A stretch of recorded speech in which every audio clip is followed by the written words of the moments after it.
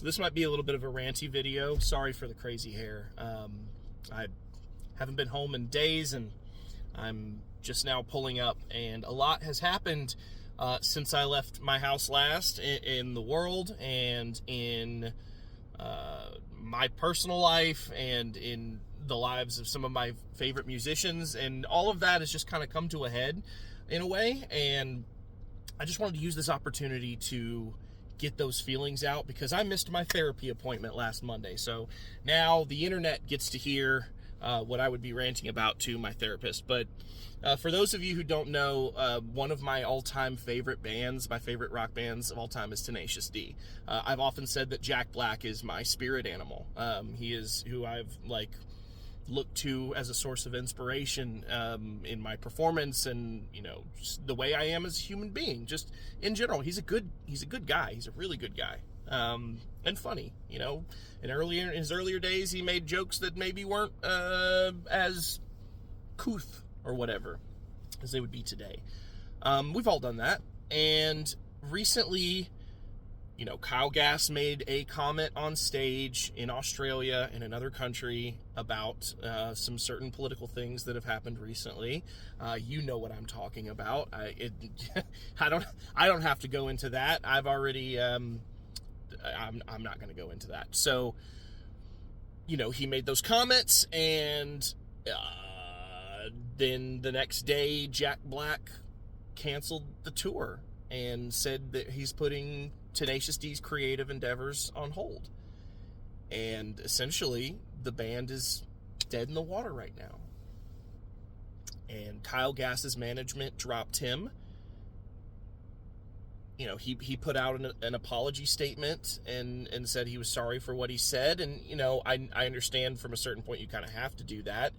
There's a lot of money on the line. Jack Black makes a lot of movies with an international audience, and international audiences with, international funding, and all kinds of weird things come into play when it comes into large amounts of money with box office and different countries, and it's its own kind of political ecosystem.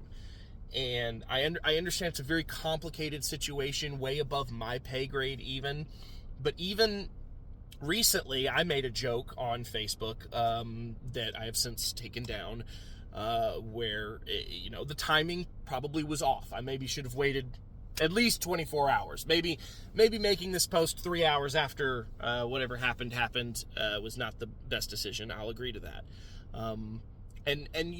Another angle to all of this that I feel is so lost that I don't see a lot of people talking about, or maybe it just doesn't get, maybe the polarizing things become the most promoted for people to see. You're either on one side or the other, but I don't see people talking about just being conflicted.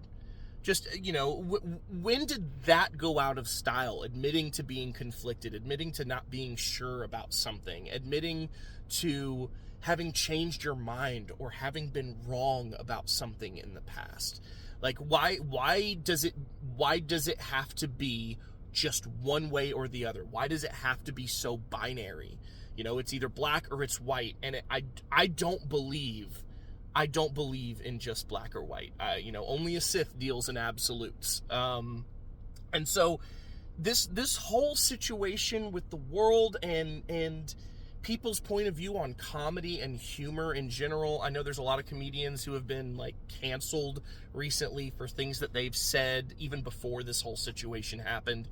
And it's sad. I feel like there's some sort of Greek tragedy going on. It's like once comedy dies, once the ability to laugh at anything goes away, then we truly have lost. We're done as a society. Game over. Time to start again. That's honestly, I think if you take things so seriously that you lose sight of the fact that we are sacks of meat with opinions about other sacks of meat on a wet rock hurtling through space, like a massive expanse of nothingness that just is getting gradually larger all the time, infinitely, forever. I don't mean to get cosmic and hippie about it or anything, but it's true. It's like you look at things from a much bigger picture. If people were to look at things from a much bigger picture, we wouldn't have as many wars. We wouldn't have countries sending millions of people off to their deaths just to defend an ideal. Like, just to defend something that they feel someone else is wrong about. And here it's distilled into some sort of microcosm for, you know, it affects people on a personal level, and it affects people on a grand, a socioeconomic level. Like, it's bullshit. It's bullshit. You have to be able to laugh. You have to be able to make jokes. And I don't get passionate about a lot of things often.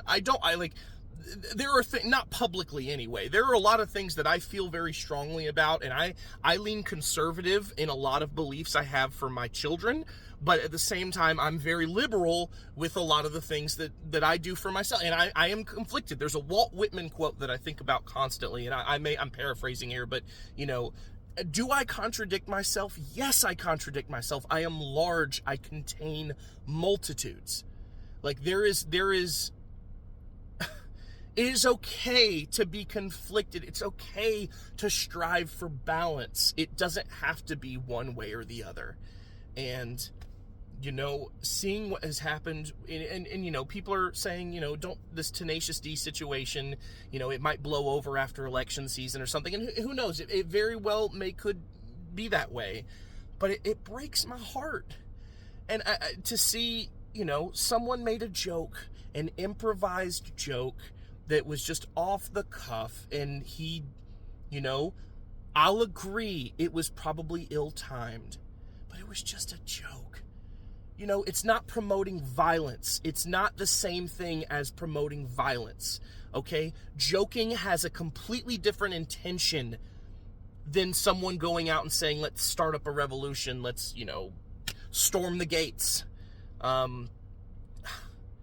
This is a sad day for comedy, and it's a sad day for rock and roll, and I'm just listening to the Ballad of Hollywood Jack on repeat and crying my eyes out today. So there's my little rant. I'm sure most of you jumped off by now, and whatever. I had to get this out here. This is so dumb. It's so dumb. People need to get their shit together. That's it.